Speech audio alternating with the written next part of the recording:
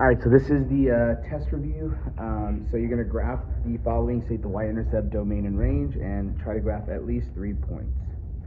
All right, so for these problems, all you're going to do is you're going to type them into the graph the way you see them. So for this first one, y equals 4 raised to the x minus 3, arrow out, plus 2. Then I'm going to graph it. Now, one thing I can talk about first are the transformations. So we know this one moves to the right 3, and this one moves up 2. Now, since we have an exponential function, if you recall, the asymptote is the x-axis, but since we have up 2, the asymptote actually travels up 2 units. All right. Now, to get my y-intercept and the points to make my graph, all I'm going to do is do Control-T to bring up the table. Then I'm going to kind of scroll through it. So the first thing I see is my y-intercept because it does ask for that. So 0, 2.01563. So I'm just going to put 0, 2.02. Now, since my y-intercept is right here, I know it's really close to 2, and the asymptote's right there, so that means I can't really go any smaller than 2.02. They'll just be getting closer to 2 as I go. So I'm going to move forward like 1, 2, 3. So at 2 and 2.25, I can kind of graph that. It's an estimation. 3, 3, I can graph. And then 4, 6, I can graph. Then I'm going to connect my dots and make the graph the best I can. And then hopefully from this point you can see that our domain to the left goes to negative infinity, and our range to the right goes to positive infinity. In our range, we start at the asymptote, which is at 2, and we go to infinity. All right, and that's going to help us with number 1. Now, for the number 2, again, we're going to type that into the graph. So this one, the log base 2, you're going to do Control 10 to the x. So the base is 2, x plus 4, arrow out, minus 1. All right, so this time our transformations are going to be left 4 and down 1. So left 4, our asymptote was originally the y-axis, so it goes 1, 2, 3, 4 to the left. And down to 1, we'll see that in a bit. All right, so to get my y-intercept and the points to make this graph, again, we're going to go to the table, Control-T. And I'm going to go up, and I see it's at 0, 1. Now, I'm going to go backwards to see if I see any good points that I can possibly use. So as I go backwards, I see negative 2, 0, negative 3, negative 1. And then let's see if I can get a few more points to make it nice. Let's go forward. 4, 2. That should be good enough. Connect our dots, make the graph the best we can. All right, so we know the y-intercept off the table was 0, 1. The range is from this asymptote, which is at negative 4, and it goes to infinity. And the domain is going to be, sorry, I had this backwards, let's try it again. The domain is going to be from negative 4 to infinity, and the range is negative infinity to positive infinity. All right, number 3 will be some of the same stuff. So this one, I'll just work it out real quick, kind of see what I'm doing. Type it in.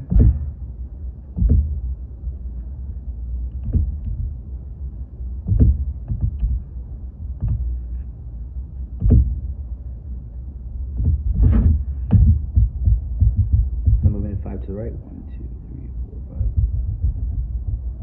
5. My y-intercept, I arrow up, and there is none, because there's no 0, any number. So I have 6, 0, and 7, 1. So my y-intercept is none.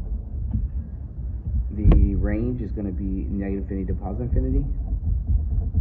And the domain is from 5 to infinity. All right, and now we're moving on to these next problems here. All right, so to simplify the expression, you're going to do the properties of exponents here. So when you are multiplying, you add the exponents. So 4 plus 10 is 14. When you're dividing, the coefficients you divide, 15 divided by 3 is 5. When you're dividing the exponents, or dividing the bases with same bases with the exponents, you subtract, so e to the negative 5. We can't have negative exponents, so we're going to move this to the bottom. My final answer becomes 5 divided by e to the 5th power. Over here we distribute when we have a power to a power, so we distribute. 2 times 1 is 2, so 3 squared is 9, and 2 times 3x is 6x.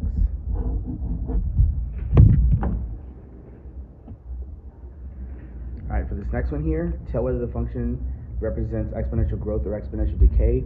So since we're dealing with e, you have to look at two things. The a value, if that is greater than 0, it works, and the r value. The r value is this right here, negative 4, negative 2, right? So if that r value is greater than 0, it is growth. If that value is less than 0, which means it's negative, it's decay. So this one right here, we can see that it's negative, so that's going to be decay. This one's positive, that'll be growth, and negative will be decay. Now, if you're dealing with b, remember b is a separate, different set of rules where b is greater than 1, it's growth. B is less than 1, greater than 0, it is decay. Alright, for these next problems here, convert it to its log form. So we start with the word log. The base stays the same, 3, of 81, and remember, they equal exponents, which would be 4. Again, so log base 1/4 of 16 equals the exponent, which is negative 2. Now we're going the other way. We got our log form, we're converting it to exponential. So 6 squared equals 36, so our base is 2, raised to the exponent of negative 4 equals 1 over 16. Alright, moving on to the next ones here. Now, right here when it says to evaluate each logarithm, since there are no other set rules, I can just type this into the calculator. I'm also going to show you how to do it by hand, but so right here, you would do control 10 to the x, the base is 6, the argument is 1, and you get the answer 0. So we're going to know the answer is 0 here. But usually you set it equal to x, and you can write as 6 to the x power equals 1. So 6 to what power is 1? That is 0. Okay. And the rest of these, you can also do that, or you can just type them in.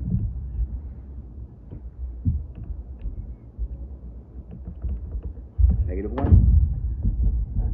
And this one right here, if you remember the properties, it's quicker, but if you don't, again, type it in. And that's also 1. Okay, on to the next ones. Now it says this one to use the properties of inverses. So let's talk about that next.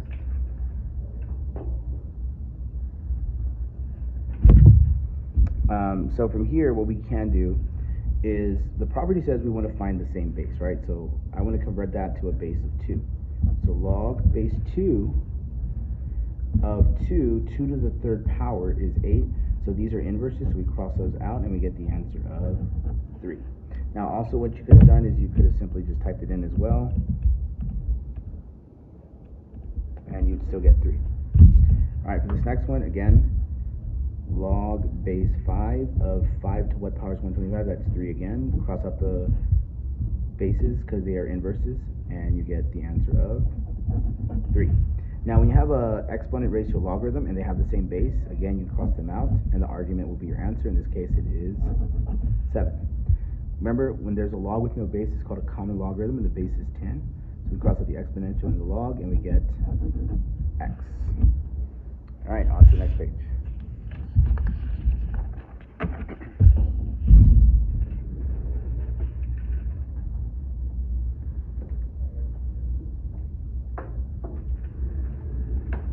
Alright, so for this one here, when you're finding the inverses, the first thing you want to do is you want to switch x and y.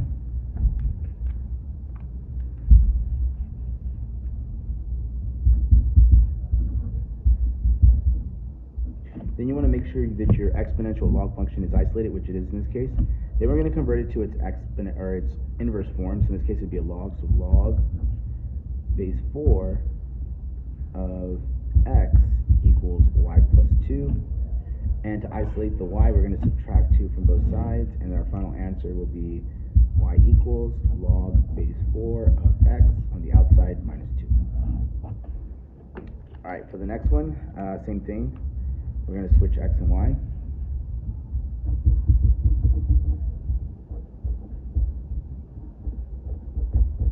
And right now we can see our log is not isolated, so we need to subtract that 1 over.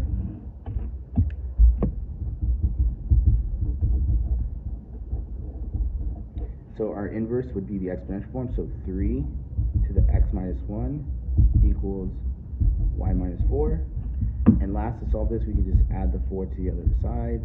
And I am running out of space, so I'm going to put it right above here. So y equals 3 raised to the x minus 1 plus 4.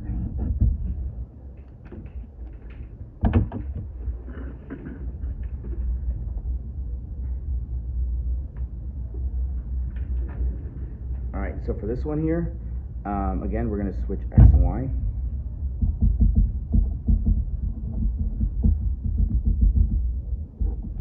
I see you have a multiply by 2, so I'm going to have to divide both sides by 2. So we have x over 2 equals log base 4 of y plus 1. Then we're going to write it to its inverse form, so 4 raised to the x over 2 equals y plus 1. And to isolate the y, we're just going to subtract the 1 from both sides. And our final answer is y equals 4 raised to the x over 2 minus 1.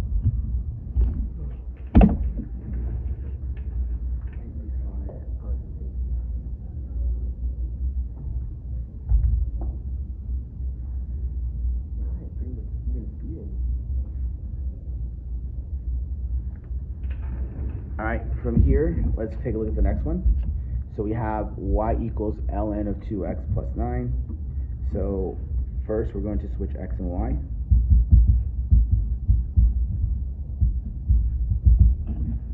Before I can convert it to its inverse form, I have to move the 9 and isolate that logarithm. So we have x minus 9 equals ln of 2y. So when we convert it to its inverse form, remember, the base of ln is e. So e to the x minus 9 equals 2 times y. To isolate the y, we divide both sides by 2.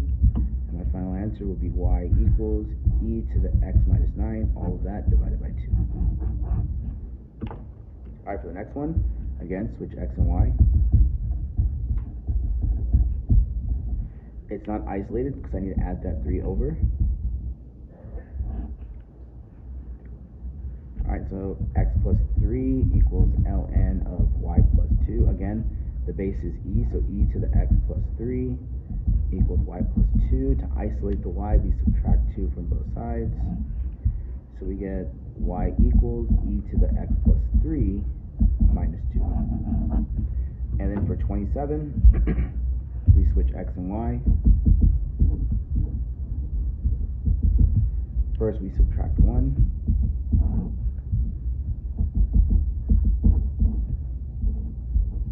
Now, before we convert to its inverse, we still need to divide by 2 now.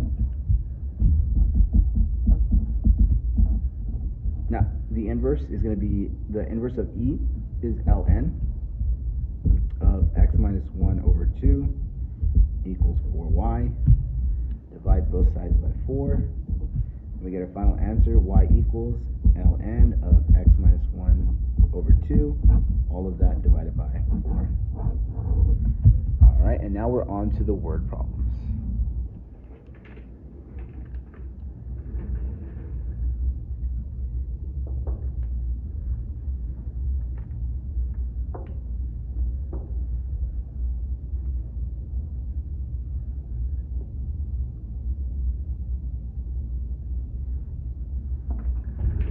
Alright, so number 28, it says, Howard invests a sum of money in a retirement account with a fixed annual interest rate of 6.79%. Alright, so this 6.79, obviously that's our rate. When we convert it, it needs to be 0.0679. And he's compounding it continuously. So continuously means A equals PERT. Alright, if Howard invested $32,000 today, so if his investment, that's his initial amount, that's going to be P, how much would he have in 20 years? And 20 years would be our time T. So for our formula, we're going to plug it in. A equals P, which was 32,000, E to the rate, which was 0.0679, times the number of years, 20. What we're going to do is we're going to type that in our calculator, and then we're going to make sure to round that to 2 decimal places. Alright, so I'm going to go type this in. We have 32,000, E raised to the 0.0679 times 20 years. And and we always arrow up to it, and we hit enter to verify that it's rounded correctly, and we get $124,429. So $124,429, and it should be 0.078, which would be 0.08 cents. All right, for the next problem, or the next part, how much would Howard need to invest today to have $55,000? So $55,000 is what he wants, and that's going to be A. And it said if he retires in 30 years, and that's our new time, T. All right, so in the formula, it's going to be 55,000 equals, we don't know how much he is going to need to invest yet. E to the rate is still 0.0679 times the number of years, which is 30. Now this one does not require you to type it in the calculator, or sorry, in the graph. All you have to do is just divide by this E.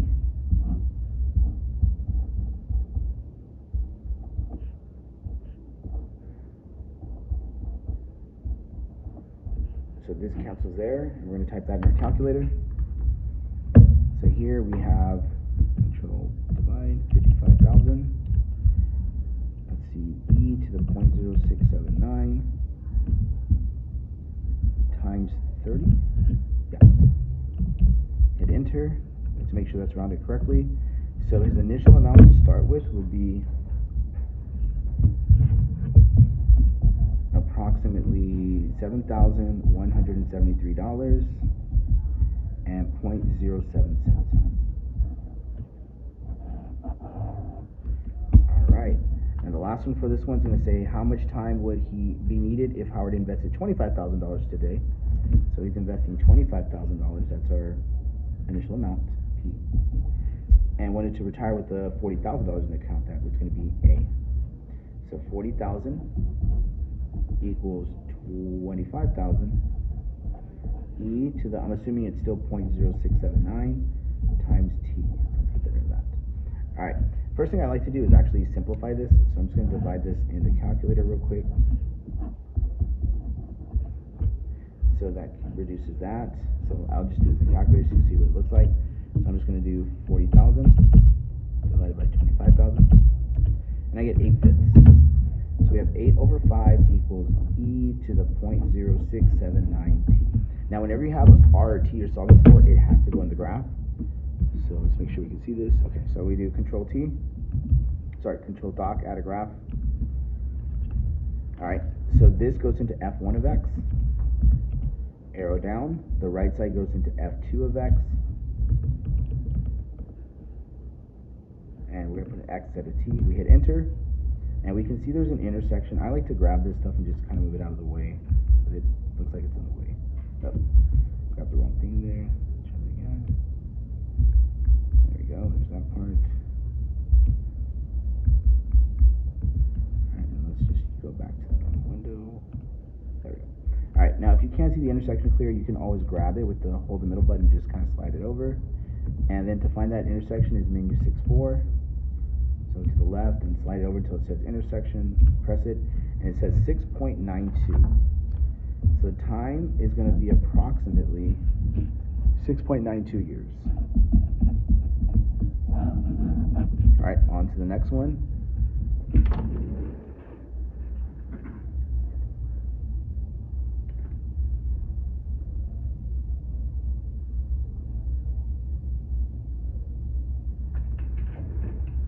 All right, for 29. For number 29, it says, for a period of time, a country's population declines at a rate proportional to its population. Below is a model showing the country's population Y in thousands with respect to time. So we're looking at this equation right here. All right, what is the initial amount? Well, A is your initial amount, so that's going to be 235, and it's in thousands, so that's 235,000. What is the percent decrease? Well, we know this is supposed to be a 1, right? Like 1 minus R. That's why it's getting less than it. So if we just took 0.95 and subtracted it from 1. So 1 minus 0.985, it would be 0.015. Then we multiply that or move it 2 to the right, and we get 1.5. So what is the percent decrease? 1.5%. And last, it says, how long will it take for the country's population to drop below 200,000 people. Okay, so we're going to set this y is 200,000 equals 235,000, 0.985, or sorry, 0.985 raised to the t. I'm going to go ahead and divide both sides by 235,000 just to get the numbers smaller.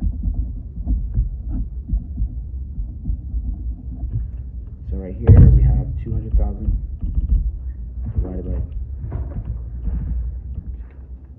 and we get 40 over 47 equals 0.985 raised to the t power. Type this in our graph.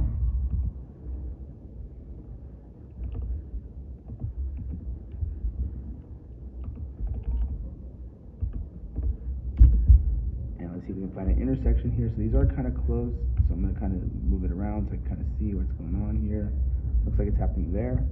So menu 6.4, click to the left of it, scroll till it says intersection. There it is. And it says 10.7. So it doesn't give us a year, so we know the approximation is 10.7 years. It doesn't say in what year, it says in 10.7 years.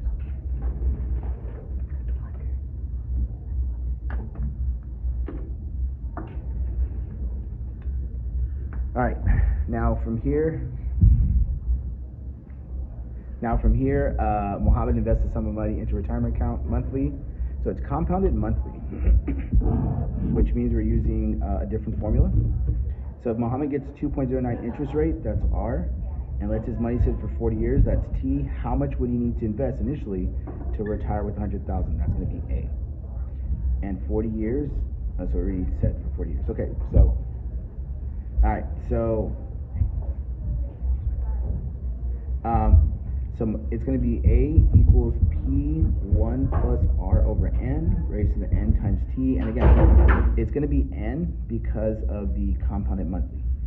So it says he wants to retire with 100,000. So 100,000 equals the initial amount of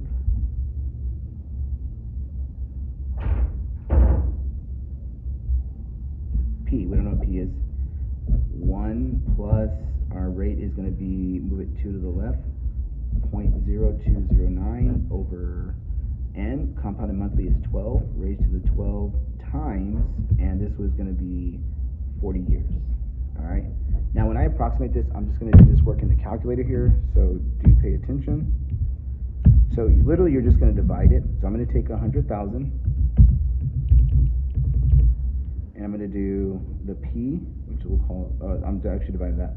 So parentheses, 1 plus, control divide, 0.029 over 12, raised to the 12 times 40, and we're going to arrow up there, verify that answer. So he would have to start with 31,392.5, and 8 rounds out to 2 cents. All right, and then for the last one, how much would the interest rate need to be to double the initial value? So regardless of anything, whenever you're double with something, you can literally just put a 2 and make the P a 1. Investment over the course of 40 years. So we don't know the interest rate, but we know it's 40 times the rate, okay? Because if I just took whatever the amount is, so let's say I put 100,000, I doubled it to 200,000, when I divide it, it would always come out to be doubled, which is 2. All right, so again, we're going to go to the graph on this one. So this is going to be f1 of x. This is going to be the other one, f2 of x. And let's find that intersection real quick. Menu 6.4. All right, and I'm getting 0.017. So R is 0.017. If I move that 2 to the right, it would be 1.7%.